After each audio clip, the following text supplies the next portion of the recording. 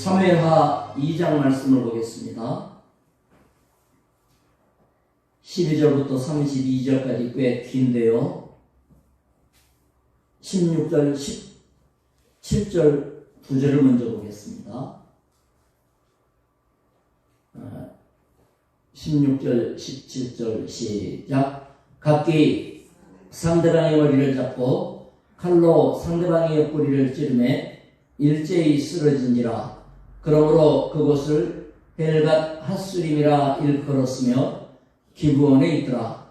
그달에 싸움이 심히 맹렬하더니 아브넬과 이스라엘 사람들이 다윗의 신복들 앞에서 패하니라. 아멘. 이제 다윗은 유다족의 왕이지요. 왕이 되긴 했지만 한쪽에 조그만 왕입니다. 사울 왕의 아들 이스보셋은 북쪽 전체의 왕이죠. 그러나 유다족의 승리가 이제 일어납니다. 하나님의 깊은 뜻이 있죠. 여기 보면 이스보셋 북쪽 아브넬 장군이 먼저 시비를 걸어요. 사울이 죽은 다음에 이스라엘이 아쉽게도 둘로 나뉜 거 아닙니까? 왕이 둘이니까 나라가 쪼개진 거예요. 그런데 북쪽의 아브넬 장군이 자기는 세력도 크고 군사도 막강하지 않습니까? 다윗보다는. 그래서 다윗의 그 유다 진영을 욕심을 낸 거예요. 그래서 북쪽에서부터 다윗의 관할 가까운 관할인 요단 서쪽의 기브온으로 이제 쳐들어온 거예요. 기브온은 상당히 높은 지역인데 여기 잃어버리면요 요단강이 있고 가나안 땅 서쪽이거든요. 동쪽 일부가 있기는 있지만은 그건 가나안이라고 하지는 않아요. 그러니까 가나안 땅의 아래쪽 관할이 기브온에 있다 보면 돼요. 근데 글로 오니까 방기하지 않을 수가 없죠. 그래 다윗이 방어하러 나간 겁니다. 그래서 이제 대표 선수끼리 싸움을 1대1로 붙이는 거죠. 12명씩 뽑아가지고 서로 머리끄댕이를 잡고 맞아는 상투를 잡고 하나 둘 셋 하면 찔기, 이런 멍청한 전쟁을 이제 시작을 합니다. 그래서 하나 둘 셋 하니까 뭐 누가 살겠어요? 이 젊은이들이 그냥 다 나가 떨어졌죠. 다 죽은 거예요. 이래갖고 이제 전쟁이 맹렬하게 붙은 겁니다. 그런데 결국은 다윗이 승리를 해요. 숫자적으로 보나 아브넬 쪽이 훨씬 막강하고 세력이 강했음에도 불구하고 하나님의 도우심이에요. 그래서 다윗이 승리하니까 아브넬의 군대는 도망갈 수밖에 없죠. 그런데 여기 바라보면 이 남쪽은 다윗의 장군이 요압이에요. 요압. 북쪽은 아브넬. 자 봅시다. 남쪽에 요압 장군의 동생이 굉장히 발이 빠른 동생이 하나 있었어요.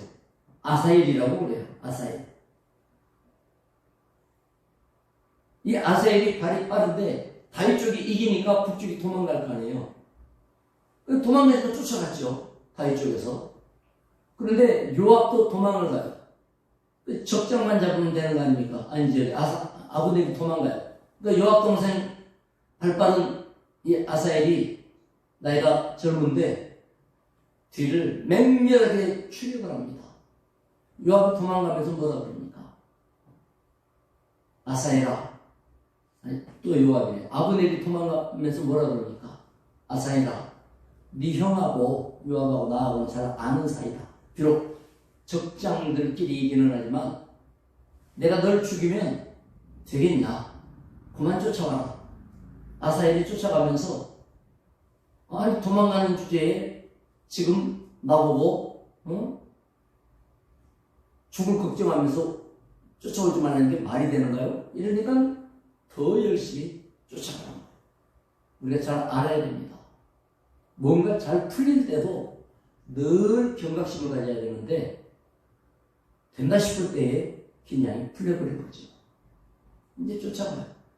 안 되겠다 싶으니까 도망가던 아브넬 장군이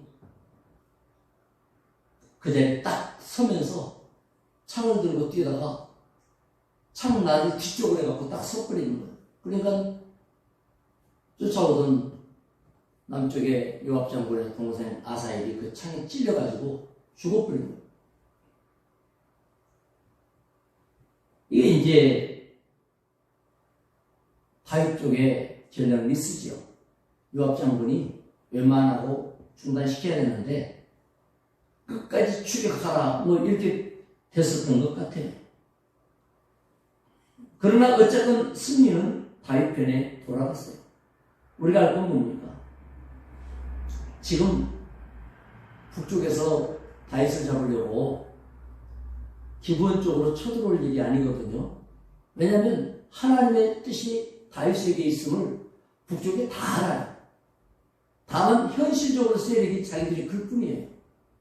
그렇다고 해서 현실만 믿고 하나님 뜻 무시하면 안 되죠. 우리가 자녀들을 위한 기도를 할 때 이처럼 현실에 대한 판단 있기를 기도해야 되고요. 또 무모한 사람들의 도전이 있을 수 있어요. 무모한 사람들의 어려움 때문에 고통을 받는 일이 생길 수도 있어요. 비록 도전과 문제가 닥쳐온다 할지라도 다윗 같은 믿음으로 승리하는 자녀가 되게 해주십시오. 하나님께 인정받아서 승리할 수 있도록 도와주십시오. 이런 기도를 해야 될 줄로 믿습니다. 이어서 한번 보겠습니다. 꽤 길기 때문에 뒷부분을 보겠습니다. 27절부터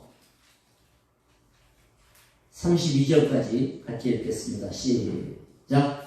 요압이 이르되 하나님이 살아계심을 두고 맹세하노니 네가 말하지 아니하였다면 우리가 아침에 각각 다 돌아갔을 것이요 그의 형제를 쫓지 아니하였으리라 하고 요압이 나팔을 불매 온 무리가 머물러 서고 다시는 이스라엘을 쫓아가지 아니하고 다시는 싸우지도 아니하니라.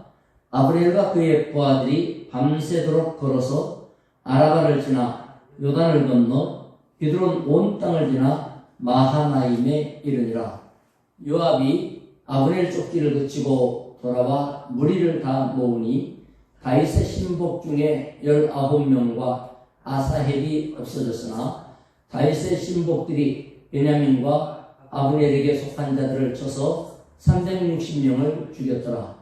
우리가 아사헬을 들어올려 베들레헴에 있는 그의 조상묘에 장사하고 요압과 그의 부하들이 밤새도록 걸어서 헤브론에 이른 때에 날이 밝았더라. 이제 휴전이 되는 거예요. 아브넬이 이렇게 계속 전쟁할 필요가 있느냐라고 휴전을 제안하니까 남쪽의 요압이 받아들여서 나팔을 불어서 전쟁을 중단시킵니다. 그러나 요압은 모든 책임이 아브넬에게 있죠. 이 전쟁 시작을 했으니까. 그래서 이 모든 문제에 대한 책임이 너에게 있다라고 하는 그런 것을 분명히 하고 이제 휴전을 합니다. 전쟁의 결과를 결산해 보니까 다윗 쪽에서는 아사엘을 포함해서 20명이 죽은 거예요. 20명. 아까 12명 죽었지 않습니까? 그러니까 12명 죽고 8명이 더 죽은 거죠. 상당히 격렬한 전쟁치고는 적은 희생입니다. 반면에 북쪽의 아브넬쟁에서는 360명이라는 큰 희생을 치른 거예요. 결국은 뭡니까? 이 일로 인하여 하나님의 뜻이 어디에 있는가를 보여주는 겁니다. 마귀와 전쟁이 붙을 때 믿는 사람들이 상처를 입을 수도 있겠죠. 그러나 우리가 믿어야 될 것은 반드시 이긴다는 사실. 이것만큼은 잊어버리면 안 됩니다. 요압은 자기 동생 아사엘을 잃어버렸으니까 전쟁에서는 이겼지만 개인적으로 보면 견딜 수 없는 고통에 빠지게 됩니다. 결국 전쟁이라는 건 이런 거예요. 이겨도 상처고 져도 상처예요. 지금 러시아와 우크라이나 전쟁은 누가 이긴들 좋을 일이 없어요. 지금 러시아 병사가 10몇만 명이 죽었다는데 이거는 엄청난 희생이에요.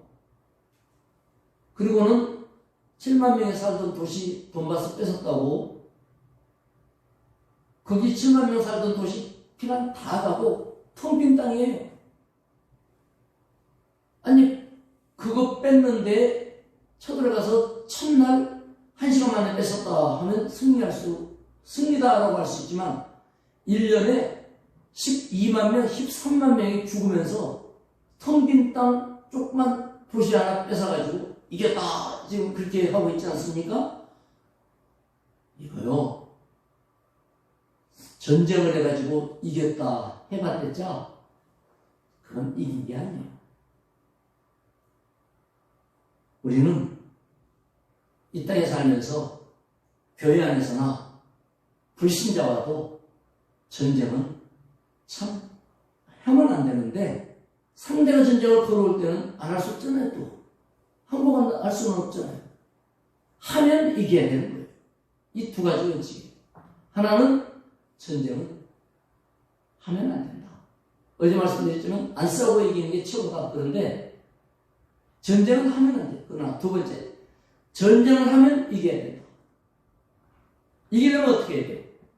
이기려면 강해져 있어야죠. 언제든지 덤벼라, 난 이길 수 있다라고 저기 인식하게 해줘야 되겠죠. 그래야 안 싸우고 이길 수 있는 거고, 혹시 붙으면 이겨야 되죠. 자녀들이 영적 싸움에서 승리를 준비하는 삶이 되기를 기도해야 됩니다.